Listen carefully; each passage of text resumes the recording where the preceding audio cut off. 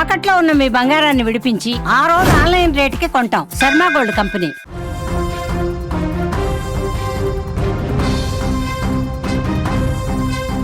నెల్లూరులోని ప్రభుత్వ సర్వజన ఆసుపత్రిలో ఆదివారం రాత్రి ఒక్కసారిగా కలకలం రేగింది.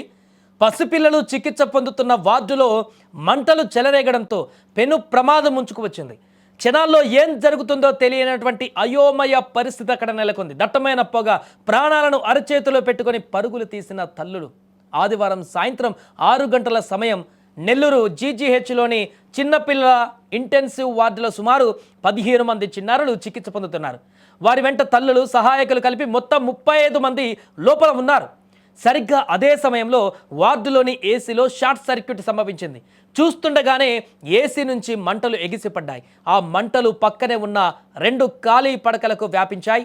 దీంతో వార్డు మొత్తం దట్టమైనటువంటి పొగ కమ్మేసింది. ప్రమాదాన్ని గమనించిన డ్యూటీ డాక్టర్ అద్దాలను పగలగొట్టి లోపల ఉన్న వారిని అప్రమత్తం చేశారు. వెంటనే అలర్ట్ అయినటువంటి సిబ్బంది పవర్ సప్లై నిలిపివేశారు. ఆసుపత్రిలో ఉన్న ఫైర్ సేఫ్టీ పరికరాలను ఉపయోగించి అగ్నిమాపక యంత్రాలు వచ్చేలోపే మంటలను అదుపులోకి తెచ్చేశారు. అదృష్టవశాత్తు మంటలు అంటుకున్న పడకలపైన చిన్నారులు ఎవరూ లేకపోవడంతో పెను విషాదం తప్పింది. ముందు జాగ్రత్త చర్యగా పక్క వార్డులో ఉన్న మరో 30 మంది పిల్లలను కూడా సురక్షిత ప్రాంతాలకు తరలించారు. మొత్తం 65 మంది చిన్నారులు, వారి కుటుంబ సభ్యులు సురక్షితంగా బయటపడడంతో ఇప్పుడు అందరూ కూడా ఊపిరి పీల్చుకున్నారు. సో ఈ ఘటనపైన రాష్ట్ర పురపాలక శాఖ మంత్రి పొంగూరు నారాయణ కూడా తక్షణమే స్పందించారు. అధికారులతో మాట్లాడి పరిస్థితిని అడిగి తెలుసుకున్నారు. బాధితులకు మెరుగైనటువంటి సేవలు అందించాలని ఆదేశించారు. అటు కలెక్టర్ హిమాంశు శుక్ల ఆదేశాలతో ఎస్పీ అజితా వేజండ్ల స్వయంగా ఆసుపత్రికి చేరుకొని ప్రమాద స్థలాన్ని పరిశీలించారు. టీడీపీ నేత కోటంరెడ్డి గిరిధర్ రెడ్డి కూడా ఆసుపత్రిని సందర్శించి ప్రాణాలను పణంగా పెట్టి పిల్లలను కాపాడిన వైద్య సిబ్బందిని ప్రత్యేకంగా అభినందించారు. నిజంగా ఈ ఘటనలో ఒకసారి మనం కూడా వారిని అభినందించాల్సిన పరిస్థితి ఒకసారి ఉంది. ఎందుకంటే అందరూ చిన్నపిల్లలు, తల్లులు, ఎవరు కూడా అక్కడ పెద్దగా ఒకవేళ పెద్ద ప్రమాదం జరిగితే తప్పించుకోవడానికి కూడా యాక్టివ్గా లేనటువంటి పరిస్థితుల్లో ఉన్న ప్రజలున్నారు. అక్కడ చిన్న పసిపిల్లలు, వారి తల్లులు. కానీ అక్కడ ప్రమాదాన్ని గుర్తించి వెంటనే అప్రమత్తం చేసి ఫైర్ ఇంజన్లు రావడానికంటే ముందే ఆ మంటలను పూర్తిగా అదుపు చేసినంత పని చేసేసారు అక్కడ వైద్య సిబ్బంది.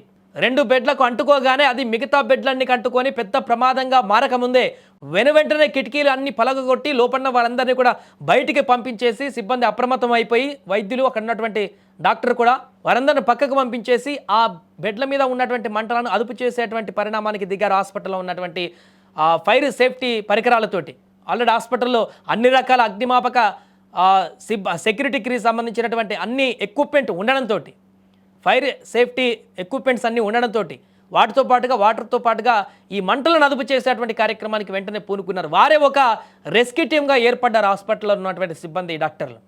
దీంతో ఒక పెను ప్రమాదం నుంచి బయటపడ్డారని చెప్పొచ్చు. లేకుంటే ఆ టైంలో ఈ సిబ్బంది, వైద్యులు కనుక ఆ రకంగా రియాక్ట్ అయ్యి ఉండకుండా వాళ్ళు కూడా మంటలని చెప్పేసి బయటికి పరిగెత్తుకొని వెళ్తే పేషెంట్లతో సహా ఒక పెను ప్రమాదం మనకు కనిపించేది.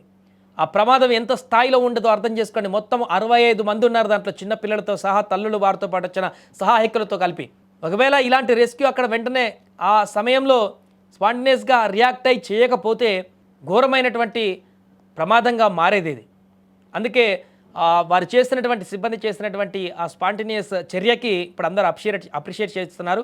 వెంటనే అక్కడికి చేరుకున్నారు ఎస్పీ కానీ మిగతా వారందరూ కూడా చేరుకొని పరిస్థితిని ఎప్పటికప్పుడు మానిటరింగ్ చేశారు. పెద్ద ప్రమాదం అయితే తప్పడంతో అంతా ఊపిరి పీల్చుకున్నారు. ఘటన జరిగిన దానికి సంబంధించి ఇప్పుడు పోలీసులు కూడా దర్యాప్తు అయితే కొనసాగిస్తున్నారు.